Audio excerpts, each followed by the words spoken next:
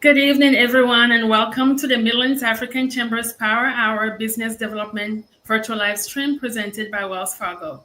My name is Fidel Mienzo, and I am the COO at the Midlands African Chamber, and I'll be your host for today's session.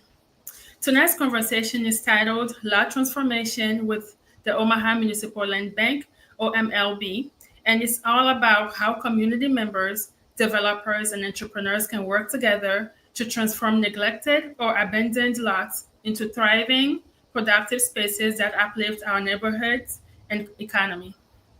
We are honored to be joined this evening by two of Omaha Municipal Land Bank's leading professionals, Simone Mason, real estate manager, and Daniel Bennett, AICP vendor and property manager.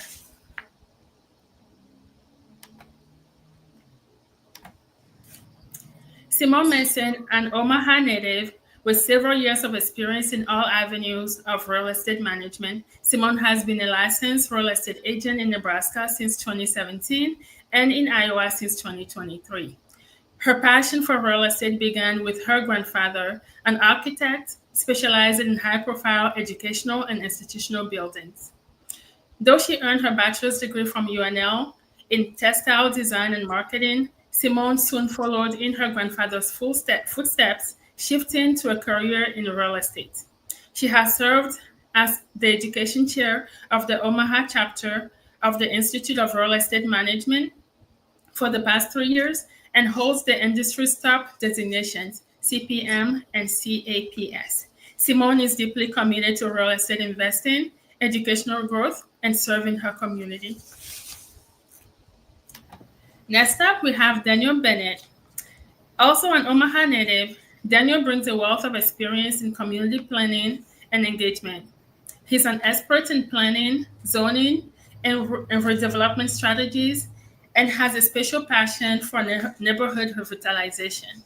Daniel's interest in land banks was sparked during his work in the Nebraska Panhandle, where he led a regional initiative to identify and revitalize dilapidated properties.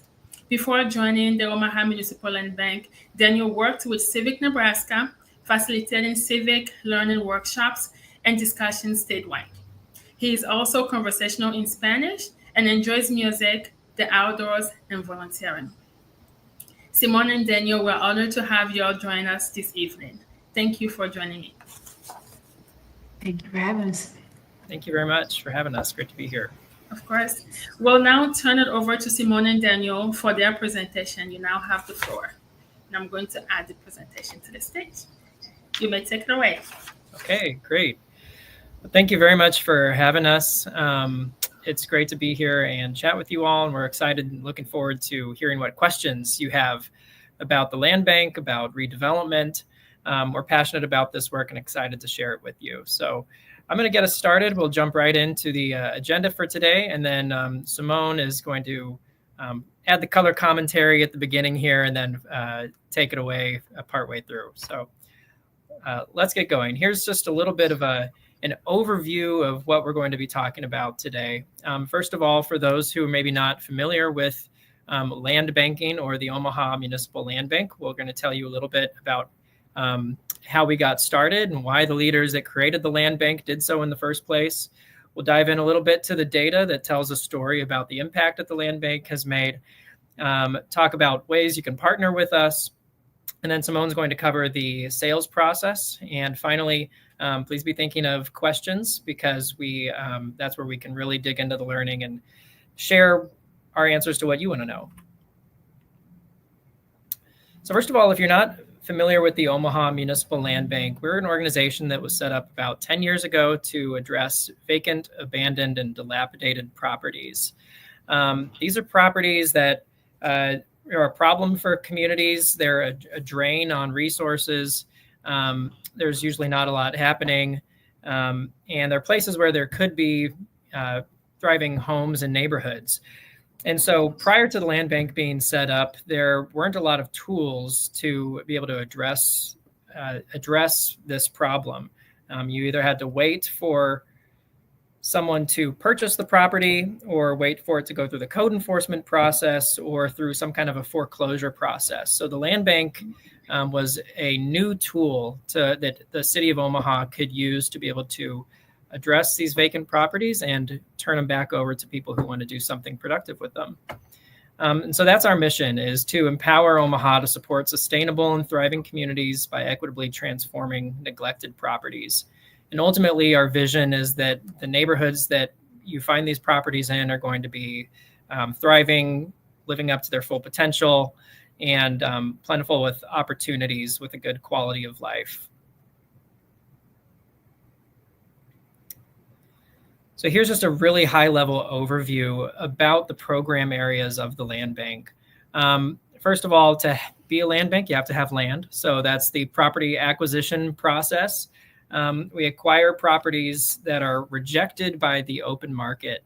So that's one important thing to note, is that the properties that the land bank is holding, first of all, the vast majority of them, I think all of them, have no structures on them. So it's just vacant land. And these are not highly desirable properties. These are lots that have been vacant for a long time. They usually have some problems with them. A lot of times we get these properties through lien foreclosures. So we'll get to the land bank superpowers regarding those lien foreclosures in a little bit. But so we have our acquisition. So if you, and we also take donations, and we can sometimes acquire properties through purchase as well. Secondly, a big part of what we do is maintaining the properties. A lot of times when properties come to us, they haven't had somebody taking care of them for a long time.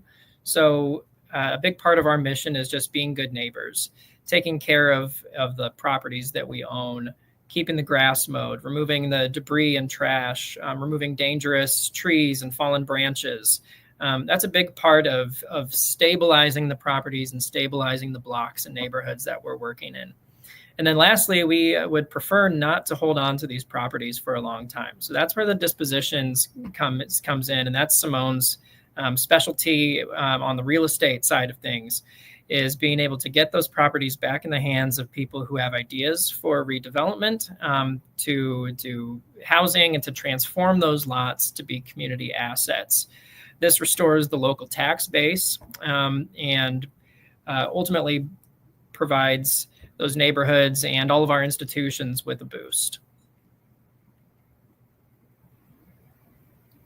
So I mentioned during the acquisitions part that the Omaha Land Bank and land banks in Nebraska have some superpowers. So one of these is that we're able to hold properties tax exempt. If the land bank had to pay taxes on all the properties that we're holding and mowing the grass for and maintaining, that would make the cash flow situation a little bit more difficult. And then also we can clear encumbrances and liabilities on the properties in our inventory. So that was one of the big barriers of why these properties were rejected by the market in the first place, is that they a lot of times have tens of thousands of dollars of either tax liens or special assessments or demolition liens, houses that you think were maybe condemned, and then the city demolished them because they were a hazard to health and safety, and now there's a $35,000 lien on the property. So that's the big advantage that land banks in Nebraska have, is that they're able to clear those liabilities and liens on those properties and then present a clear title to the new owner. On the big picture of why should you care, I'm hoping that the picture is starting to come into focus of why this matters. But these are pictures that I've just taken this year. A lot of these properties that we're dealing with, they're places where people think that nobody cares about them. And so maybe they can throw their trash there, or maybe the weeds get long. And we take properties in this state and we just try to be good neighbors and try to be people who care about these properties in the community and care about the neighborhoods, to ultimately make them clean and make the neighborhoods places that are great places to live in, which we all deserve. So that's part of our mission is, and we know that other people want these properties as well.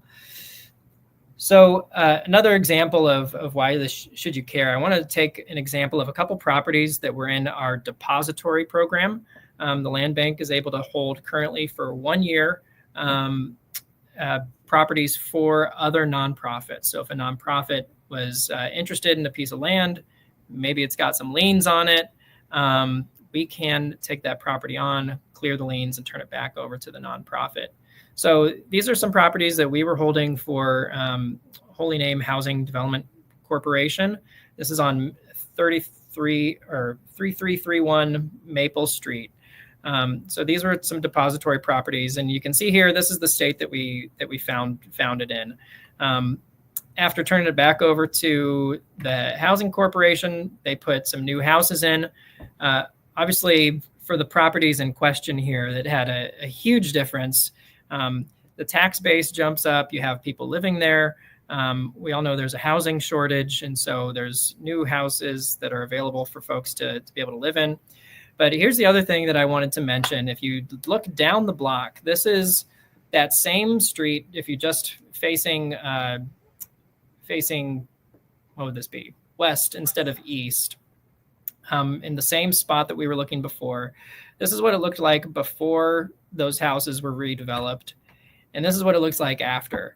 So these are the properties that weren't even touched by the redevelopment process of the Housing Corporation. These weren't properties that were in the land bank, but just by revitalizing the vacant properties on that block, it spurs development and revitalization of other properties on the same block.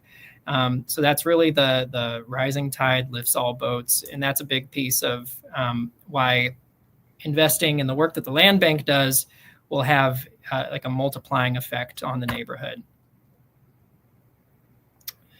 I'm going to breeze through just a little bit of data that helps tell our story. If you're curious of where Omaha Land Bank has properties, it's mostly in North Omaha. We also have some in South Omaha and some a little bit further west as well. But the vast majority of our properties are in North Omaha and District 2. 80% of the Omaha Land Bank's properties are located in areas with a median household income of below $44,752. So this is in the first quintile of income in the city. It's well below the median income. So when we're talking about affordable housing, these are the kinds of numbers that we have to have in mind. Of course, it's really hard to make that work, but we know that we have our stakeholders have given us the charter of making affordable housing for others, and so this is a big priority, and this helps show that the case for that. If you're curious what types of properties the land bank has, the vast majority of them are residential. We do have a few stray general commercial or industrial zoned properties as well, but as you can see, 209 out of the 319 or so that we are currently holding are single family residential in that R4 district. And then there's some in that R5 and R7, which are allow for duplexes or multifamily housing as well. Simone is going to be getting into what you can do if you're interested in buying some of our properties. But this is to look at our average list price of the properties that are in District 2, which is the majority of properties. And the average is $11,687. So we are trying to make these properties, competitive, and also to work towards getting some of our investment back in the maintenance of it. But we also want to make these properties accessible and affordable for people who want to pursue redevelopment. So far, out of a goal of $125,000 in sales, we're charging through that at $83,500 on 18 sales. And most of those are going towards affordable housing, market rate housing, or side lot sales. And then on the maintenance side of things, we've addressed 42 complaints and done regular mowing on 188 of our properties, so which totals just south of $60,000 worth of work so far this year. So we are working hard to get these properties sold and keep them clean in the meantime. Now I'm going to turn it over to Simone, who's going to share about some of our upcoming events, partnership opportunities, and then how you can purchase some of our properties. Thank you, Daniel. So we have, got a few events. We just had a couple that had passed us, but you can slide on to the next one. Thank you, Daniel. Looking at this screen here, we just kind of put together some of the things that we have worked on as a group, doing things like Adopt a Lot. This shows some of our DED projects that we have worked on. Our Reignite to Unite symposium was back in June, and we're planning to do that again next year. Or things like the Bankers Breakfast. Our big thing now is that we are taking applications for our ambassador program. That cutoff for that application is actually tomorrow, if anybody is interested. So we do have a short video of just what some of the ambassadors have done, and we'll play that for you real quick. Hopefully it's not too loud.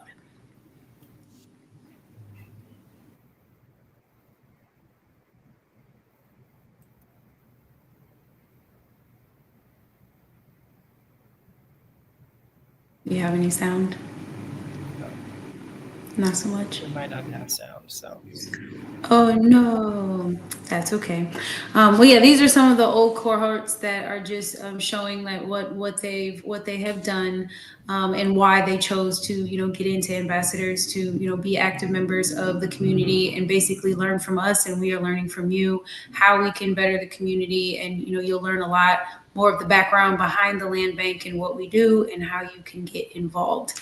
So if you are interested in that, there is a QR code there, or my information will be up later on. You can reach out to Daniel or I would be more than happy to get you the information if you are interested in that.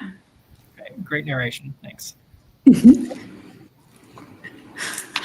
So, and then other ways to connect with the land bank.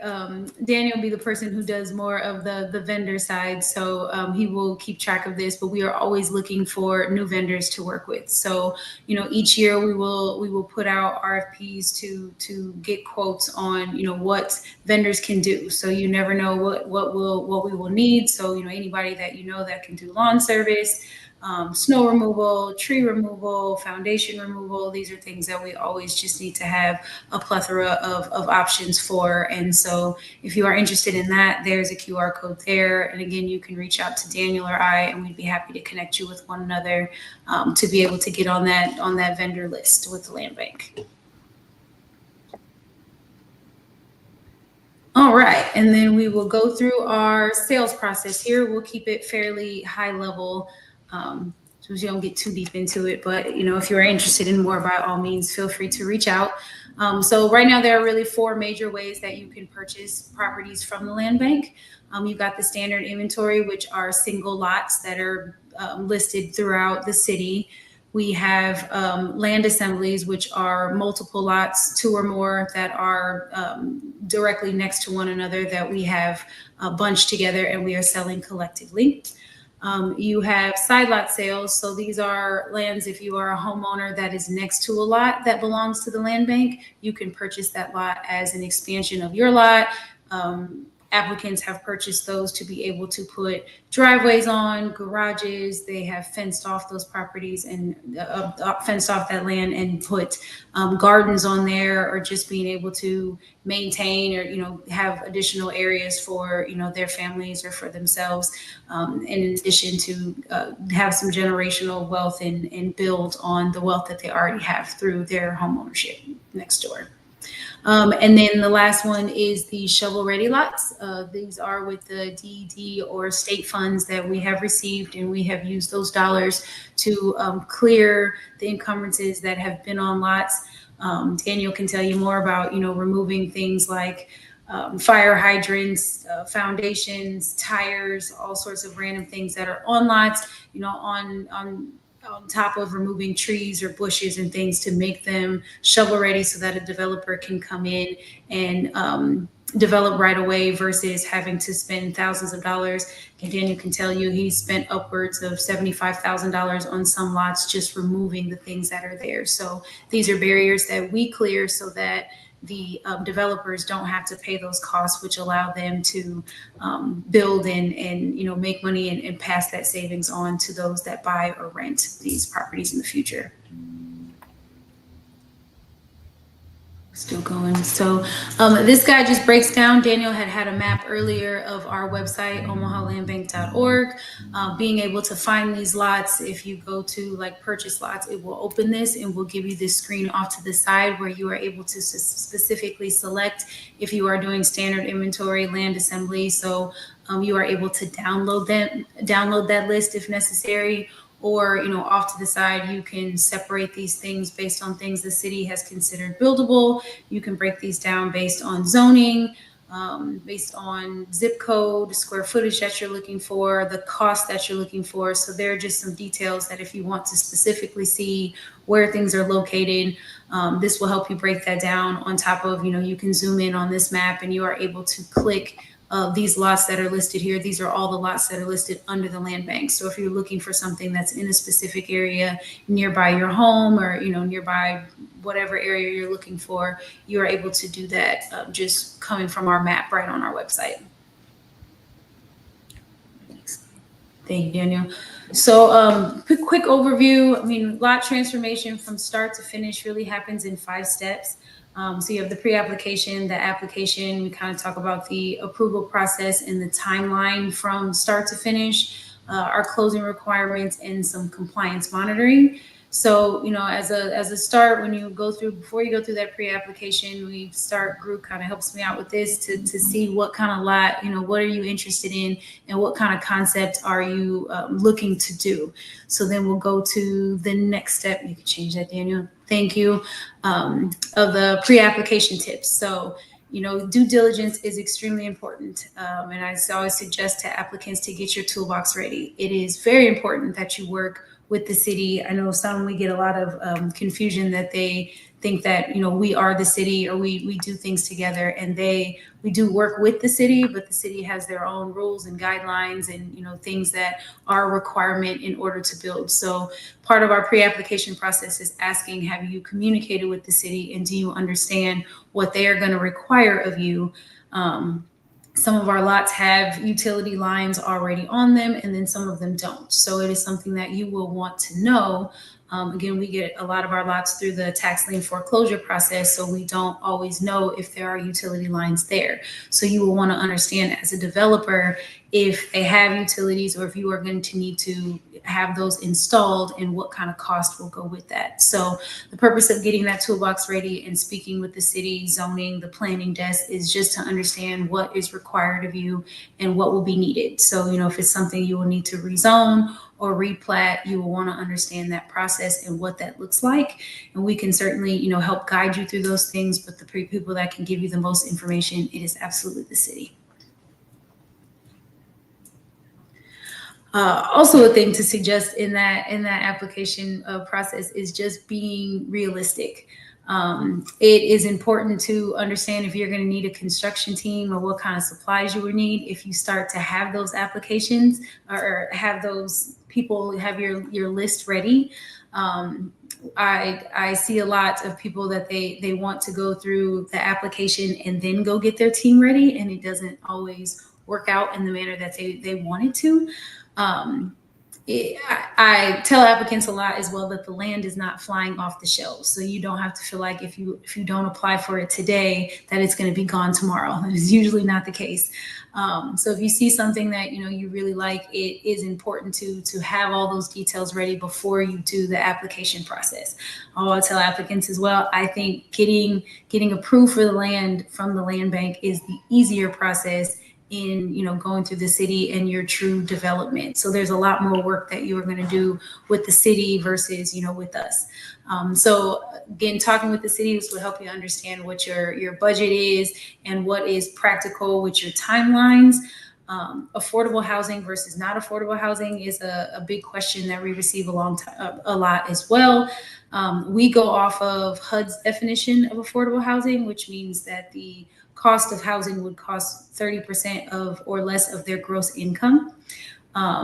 We'll see a lot that developers want to come in and build a house, and if you develop something and it comes in and then you're trying to sell it at $350,000, that might seem realistic to some, but as Daniel showed, if we are looking at households that make less than $45,000 a year, purchasing a home that's $350,000 is not considered. That's not an affordable home to them.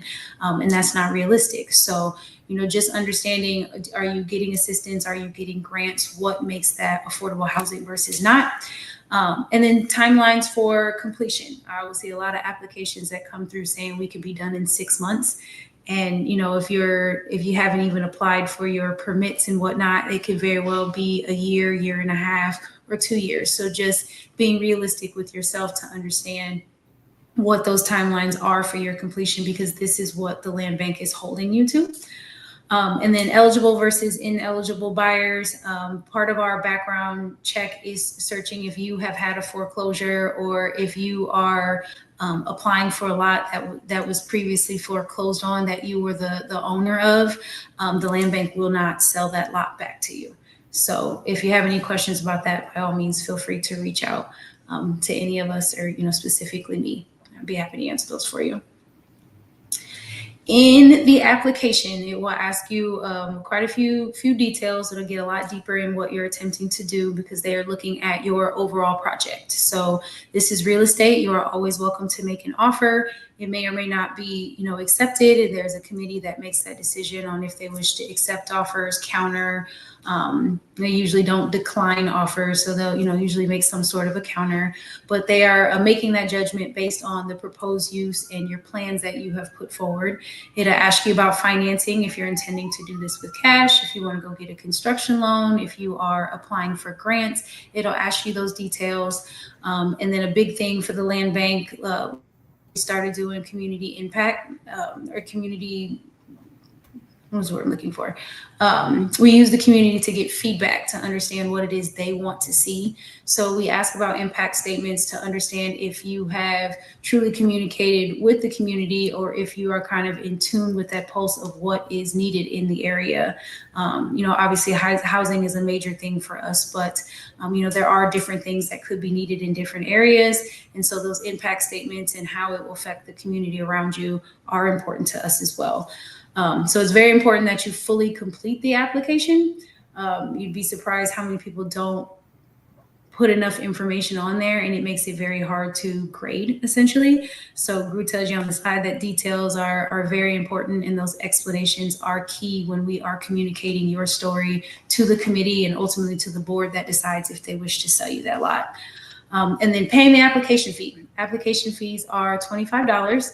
You'd be surprised how many people fill out the application and don't pay the fee, or vice versa. They'll pay the fee and they don't fill out the application. So it's weird. And then, it can put you back. So you just want to make sure you fill out all details together so that we're able to push you forward in that application process. All right. And then the approval timeline, this can take between 30 and 60 days, depending on when you apply. So applications are due the second Monday each month. And that is for the team to be able to process all that information and get all our notes together to be able to present it to the board, to the committee that meets on the last Thursday of each month. And then that committee decides if they wish to, approve you and move forward to the board, or, come back at you with a counter offer and, ask additional details if necessary. So, this helps with that timeline of just being able to push through. If they have all the information that they need, they're liable to ask, less questions and move you forward. And then the board meets each second Wednesday of the month. So, once you get that approval from the board, they will invite you to that. This is a public meeting. So if you wish, you are welcome to join us at those board meetings, and we will give you all those details. Come hang out with us. You can speak if you want, or you cannot. You can just come and just witness it if you'd like. But after they have approved your application, they will send you that purchase agreement, and they'll give you 15 days to sign it or ask questions. I tell people I was born to be awesome, not perfect. So, details aren't always, if I miss something, that's that time for us to be able to make sure everything is cut and clear, and, we can get you moving forward with your project. All right. And then the closing requirements. So in order to close on the lots will remain in the land bank's name until you have done the following. You've got to get your proof of financing for the entire project, not just the lot. and then you've got to pull your permits from the city. So this also goes back to that timeline thing that permits currently, once all that information is in, I'm told they can take between 6 and 8 weeks approval on. So you'll want to make sure that you are flowing right along with those things. We ask that, you take about 90 days to close, or take 90 days to get these things. So you'll want to make sure that, again, that pre-application, you are doing your steps to be able to close and get the lot put in your name and truly start the building. Or with gardens or community spaces, just understanding what it is you're doing with the project so that the committee and board can approve those, financing if necessary, and any sort of special permits. Best example of that are, we had a recent applicant that is doing a food truck. So, you've got to have permits to be able to sell on that lot, and, you'll need that in order to close and get it put in your name. So, got to get the building permits and you got to get financing. Those are the two things the land bank needs in order to close.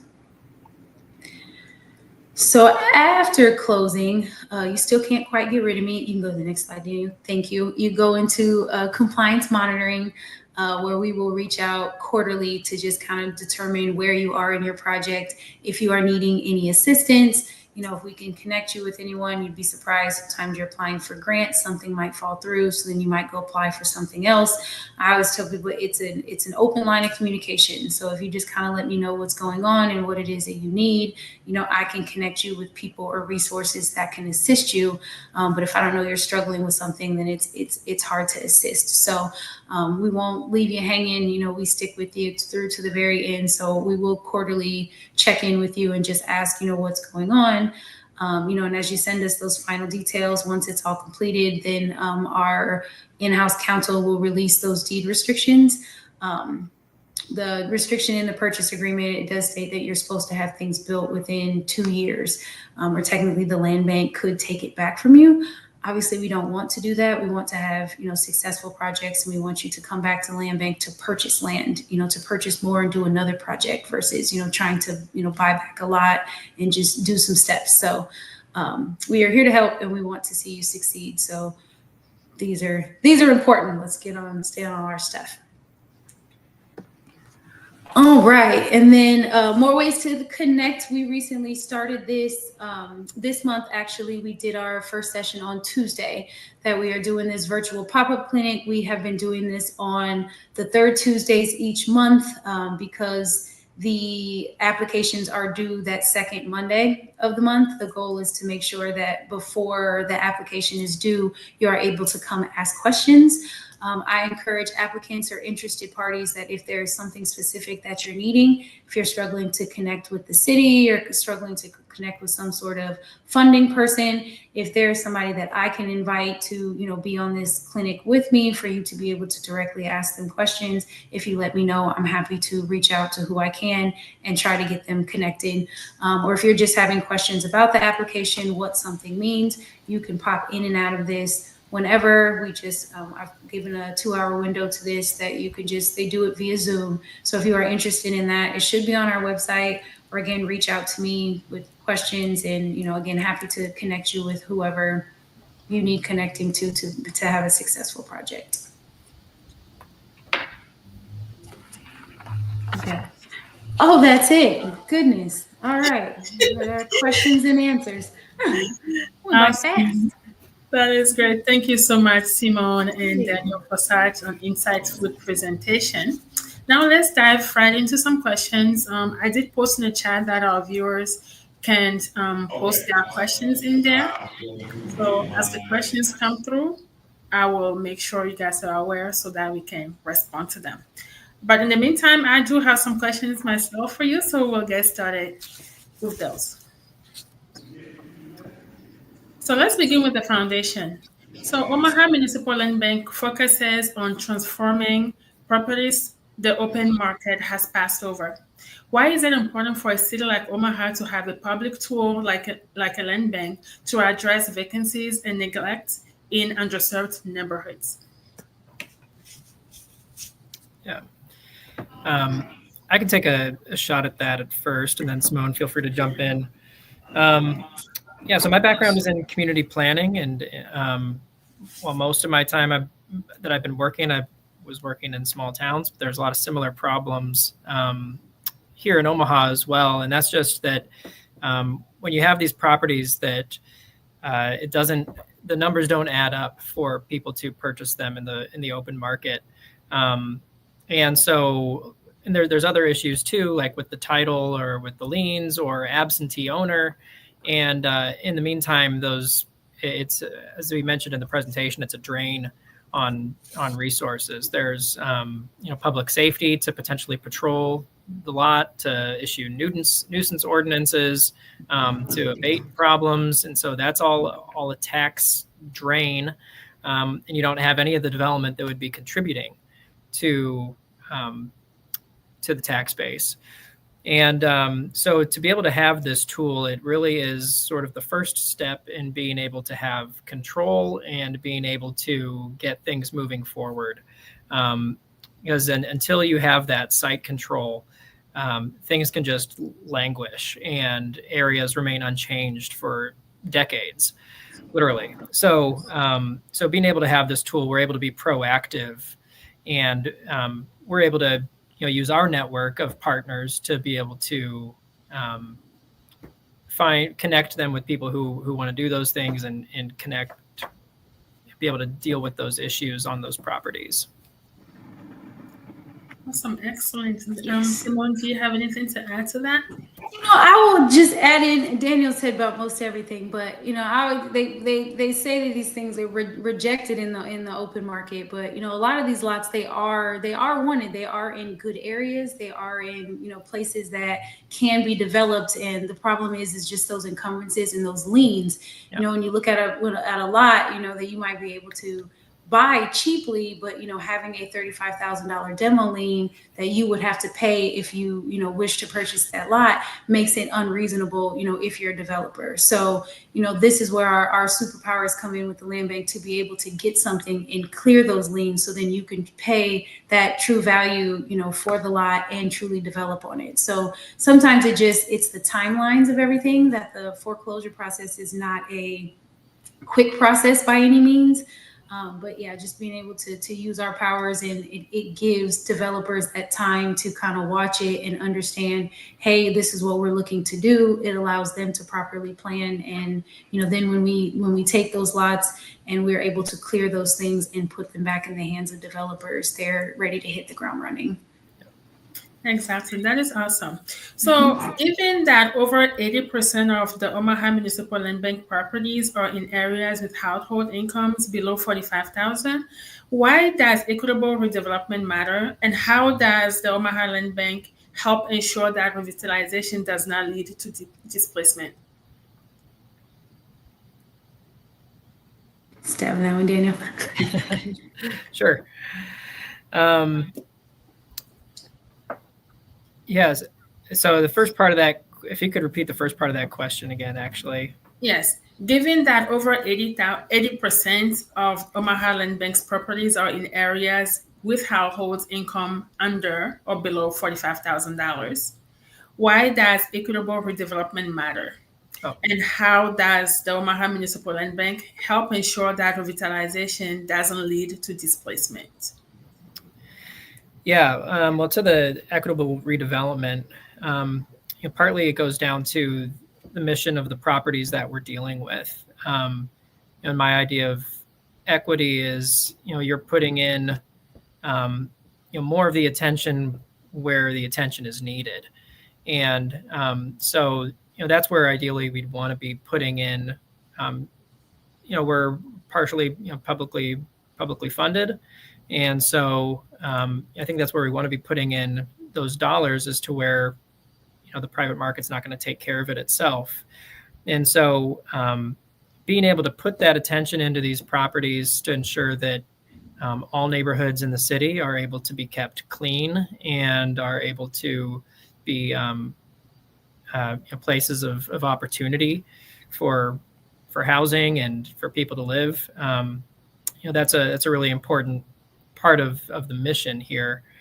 And then to the displacement, Simone might have to jump in as well, but a lot of times it's the people who are from the neighborhood who are doing the redevelopment on these properties. And so, or from the area or from the, the city council district. And so, so I'd say that that's, one of the differences maybe is that it's people who are already local, who are doing development, who are kind of know what the neighborhood needs.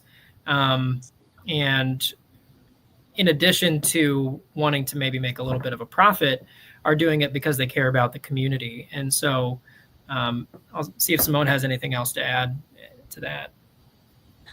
Yeah, I think you hit the equitable part. I think it's important. We talk a lot about our just community partners, essentially, of how many people that we partner with at the land bank, or just that information to get out there, of places that are willing to assist you with getting this done. So, I mean, at the end of the day, the housing is needed in North Omaha, and it is, the communities or District 2, since we have so many in District 2.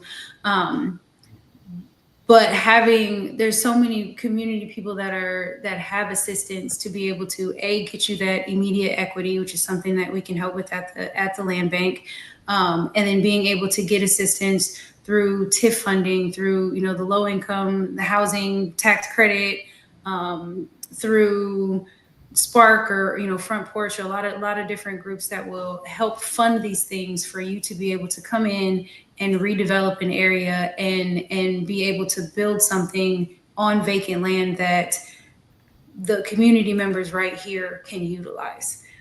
So I think the affordable housing is the major thing that we're working on and fighting with, and that's what is fighting against that displacement, because we never want to price out those that are right here in the community. Like, the goal is to be able to have, things that are coming up in the area that are being developed, that are not pushing those that have lived here all their lives out somewhere else. Thank you for that, great response. And that kind of leads into my next question. You mentioned several ways to engage with the Omaha Municipal Land Bank, from side lot vendors, sales to vendor opportunities. What kinds of individuals, organizations, or businesses make the best partners in this kind of community redevelopment work? Well, I mean, I'd say anybody that cares would make a great person to come partner.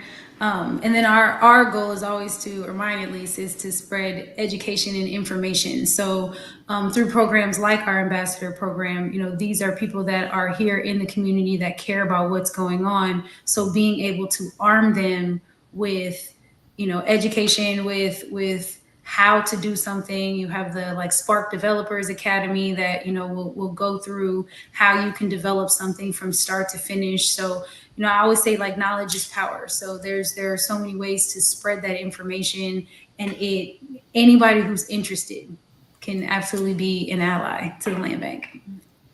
That's awesome. It's good that so many people we can all join hands together to make this thing work for our community.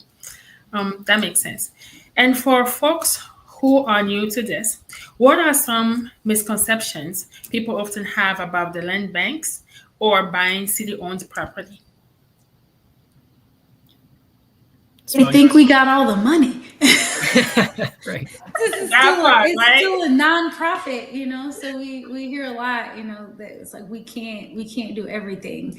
And Daniel can tell you, working a lot more with the vendors and looking at those maintenance bills, just how much money, goes into something. Or I hear a lot, why don't we just give the land away? Why can't we just give it to those that are in the community? And, at the end of the day, yes, this is a business. And, again, Daniel can tell you, when you're looking at the pictures of the dumping or, the homeless encampments, there's a lot that's happening that we have to maintain and pay for. And so it's not just us taking from others and trying to sell it to make a profit. There are quite a few lots that we sell that we don't make a profit on because of the maintenance bills. And that doesn't always get seen, in the forefront. But that's probably one of my biggest misconceptions. Daniel, what you got? Yeah, and I would say one of the big fears when the land bank legislation was being passed is that you're going to have this quasi-governmental organization that's going to come in and, take your land and kick people out of their homes. And that's, that's not true at all. When we work through the tax lien process, these are, first of all, at least in our case in Omaha, these are properties that don't have structures on them. And then it takes 3 years, or maybe now 2, after starting that process before we even have the possibility of acquiring it. And even then, the current owner still has the opportunity to pay back those taxes and liens and keep the property.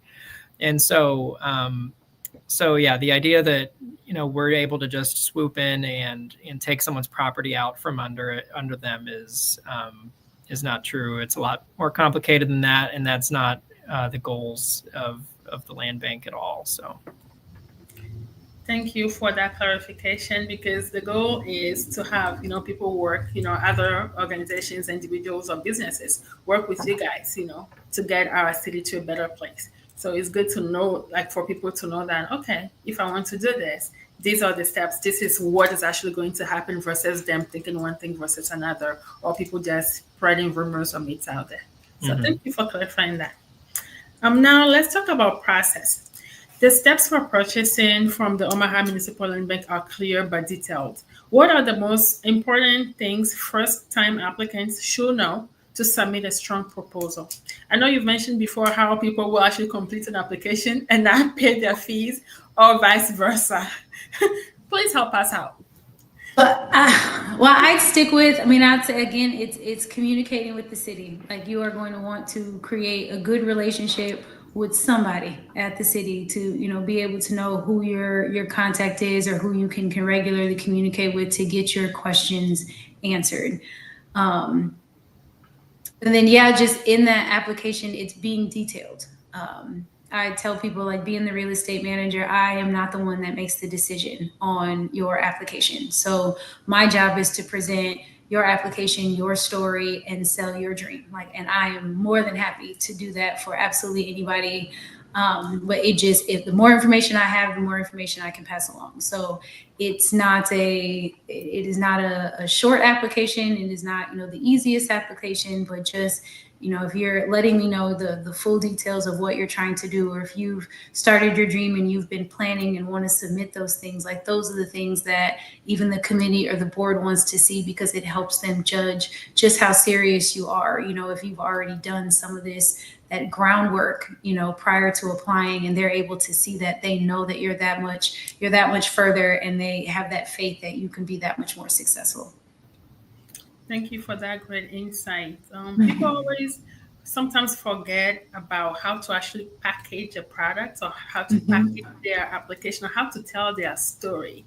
Because at the end of the day, all of that determines how and if your application is going to get approved or not. Yeah. So they have to do the work before turning it over to you for you to help them. You cannot help them if they don't want to help themselves. Thank you. So you've shown how zoning and city planning are essential in transforming vacant lands into productive use. What are some common zoning challenges buyers face, and how do they prepare for those ahead of time? Go on the setbacks, Daniel. Or you wanted me to go to that first? Go ahead. I know you got it. Yeah. Well, I think one of the, first of all, is knowing what you want to do. Zoning codes aren't the easiest thing to read, but having just a basic idea, and you can do that with just initial outreach to the city planning department, I believe, where they can tell you, depending on what property you're looking at, whether what you want to do could work there, or depending on what you want to do, what zones you have to look into. There, like I mentioned, I think it's R2, 3, and 4 are the single family, and you can do single family in R5, R6, R7, but and then there's multifamily on the higher numbers as well. But yeah, I think there's maybe a conception that also we see a lot of people who sometimes want to put in like a garage or something on like a property or a parking pad, like in the middle of a neighborhood.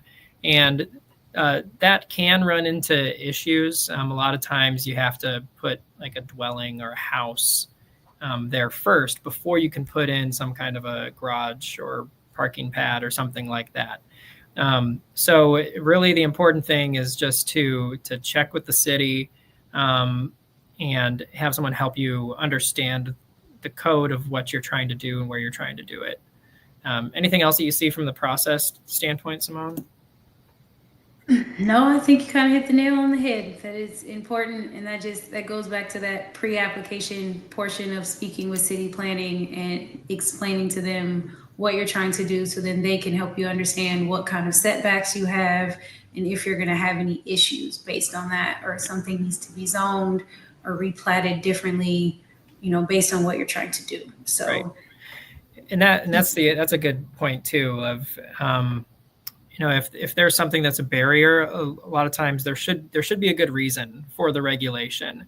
And if you are going through and you come across a barrier that's going to prevent your development, and maybe it doesn't allow for that in the zone that you're in, you can ask the question. You're totally free to ask the question of why is that in place, and maybe a zone change is appropriate, or variances are pretty rare, but in some cases we have some weird lots. That's how they ended up in the land bank anyway. They're either small or they come to a point on one end or something like that, and that can cause some problems with being as far as is required from the property line. So if you run into problems, just ask, and experiences that everyone's really helpful in helping you understand and get to a point where you can move your project forward. Thank you both for your responses. And building on that, how does the Omaha Municipal Land Bank collaborate with city planning and public works to streamline projects while staying aligned with neighborhood goals? I think our committee is pretty awesome about looking into highest and best use of projects. So that's where that social impact statement comes in on the application of, why you feel like this is important to the community. So they can, see your perspective with things. But sometimes it's hard to say what you think would be the best, and I don't know. I think the city will let you do about anything you want to if you're willing to pay for it. But I think I slipped. I was like, what was that question again? Where was I going? I was on a tangent. Okay, so the question was, how does the Omaha Municipal Land Bank collaborate with city planning and public works to streamline projects while staying aligned with neighborhood goals? Gotcha. Yeah, we stick with that highest and best use, and thankfully, we have some people from the city that do serve on our board, serve on our committee. So, we're able to ask some of those questions if we have any concerns, and they're able to kind of present us some more insight to be able to share with applicants if they need to adjust or move some things around in order to be successful. The more information we have, the more information I can get to you. And there's a lot of data sharing that happens too. If they will review the properties that we have and let us know whether they're buildable because there's an easement, or not buildable because there's an easement, or a gas line, or which ones have sewer access.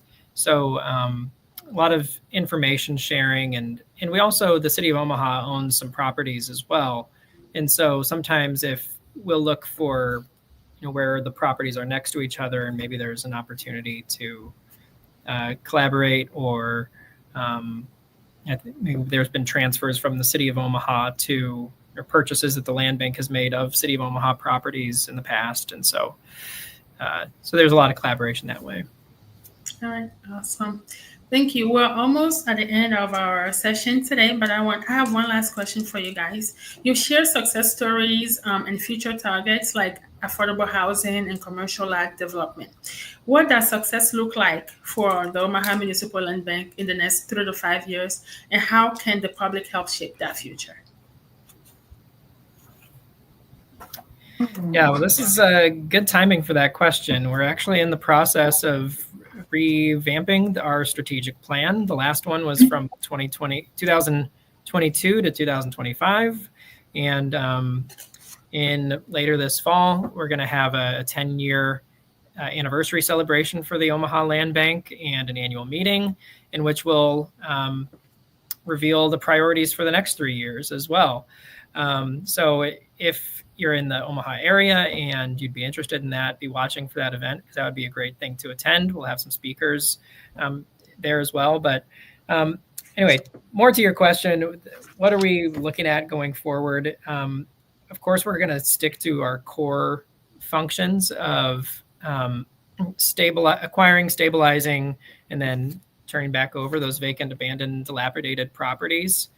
But I think we're also looking at ways that we can partner even more, being more proactive in how we're strategically acquiring and preparing properties for redevelopment.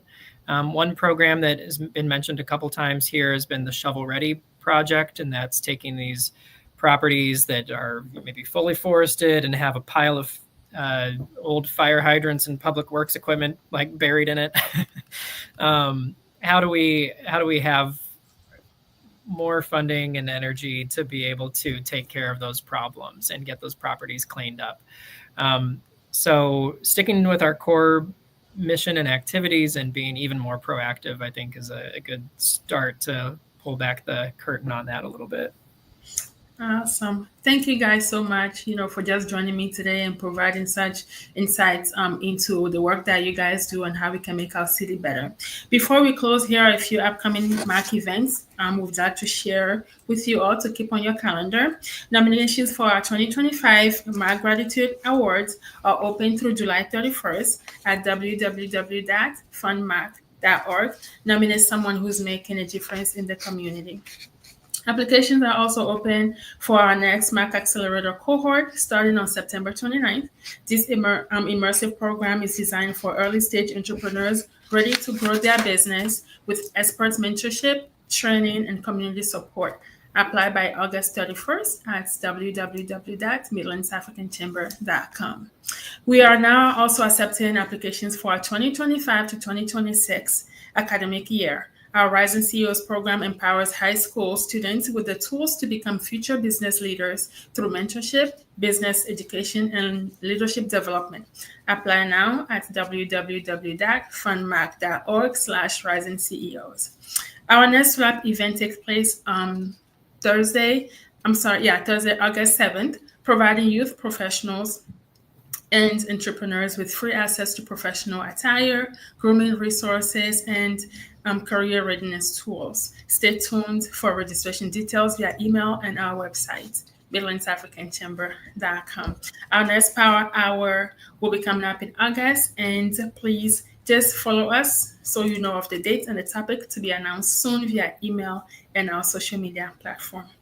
Simone and Daniel, thank you again so much for your time, expertise, and for the work you're doing in the community to revitalize our city through strategic partnerships and large transformation. It's been a pleasure having the both of you with us. To our audience, thank you for joining us for this Power Hour Business Development Virtual Live Stream presented by Wells Fargo. To learn more about the Midlands African Chamber, how to become a member, or how to get involved with our programs, please visit our website at www.midlandsafricanchamber.com. Have a great evening, everyone, and we'll see you at the next Power Hour. Thank you.